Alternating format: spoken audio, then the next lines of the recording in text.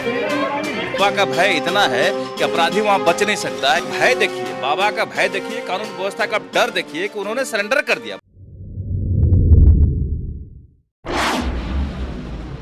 UP की घटना के बाद कई तरह के सवाल उठ रहे हैं। जेडीयू और आरजेडी के तरफ से सवाल उठाए जा रहे हैं यूपी में किस तरह की शासन व्यवस्था चल रही है। हमारे साथ पूर्व मंत्री हैं, बीजेपी के नेता हैं नीरज बबलू जी, उनसे जान लेते हैं। यूपी में सब चीज़ ठीक ठाक नहीं है नीरज जी? देखिए, यूपी में सब चीज़ ठीक ठाक है, इसलिए सब चीज़ ठीक ठाक है कि जो घटना घटी, ठीक है, घटना दुखद है, अपराधियों ने घटना की है, लेकिन आप दूसरा पक्ष भी अगर देखेंगे तो उस व्यक्ति का जितना विरोधी था, कहीं न कहीं वो काफ़ी एक्टिव हो गया और उसको मौका मिल गया एक बदला लेने का। लेकिन दूसरी बात ये है कि अपराधी में इतना भय है वहां पे कि अपराधी मार के भी तुरंत सिलेंडर कर दिया, इसलिए कि बाबा का भय इतना है कि अपराधी वहां बच नहीं सकता है। या तो अपराधी घर पर बुलडोजर चलेगा या अपराधियों का इनकाउंटर होगा, तो अपराधी अपराध करने के बाद भी सिलेंडर करके जेल में अपने आप को बचाने के लिए जेल में गया। तो ये बड़ी बात है, एक अपराधियों के दिल में एक बड़ा भय है वहां पे। लेकिन एक चीज़ और है ना कि पहले बेटे का एनकाउंटर हो जाता है, फिर इनकी हत्या हो जाती है, तो चूंकि दोनों घटनाएं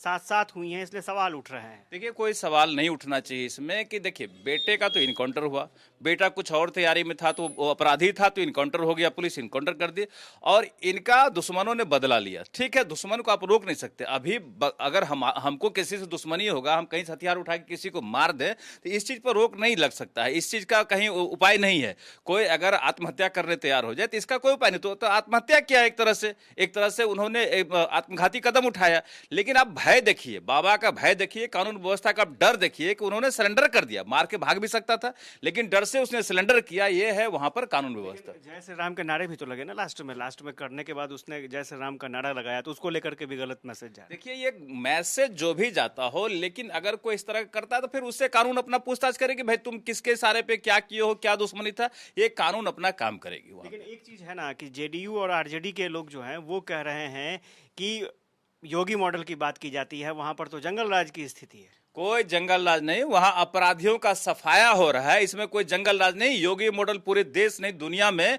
फैला हुआ है। पूरे देश के लोग कहते हैं कि योगी मॉडल होना चाहिए, हर राज्य में शासन व्यवस्था होना चाहिए, अपराधियों का इनकाउंटर होना चाहिए। अगर अपराधी मारे जा रहे तो इसमें खुश होना चाहिए आदमी को, कोई भय की बात नहीं, कोई योगी मॉडल की बात नहीं है। अपराधी का सफाया हो रहा है, चाहे जैसे भी हो रहा है, कोई बुरी बात नहीं है। नीरज बबलू थे और ये बता रहे थे कि योगी मॉडल का ये अपना तरीका है। हालांकि ये चीज़ ज़रूर है कि अपराधियों का सफाया हो रहा है, ये बीजेपी की तरफ से कहा जा रहा है। देखना दिलचस्प होगा कि अतीक अहमद का जो मामला था वो आगे किस तरह का सियासी रंग पकड़ता है। हालांकि उसका असर जो है बिहार की सियासत में भी दिखने लगा है। कैमरा पर्सन फिरोज के साथ आशुतोष चंद्र, कशिश न्यूज़, पटना।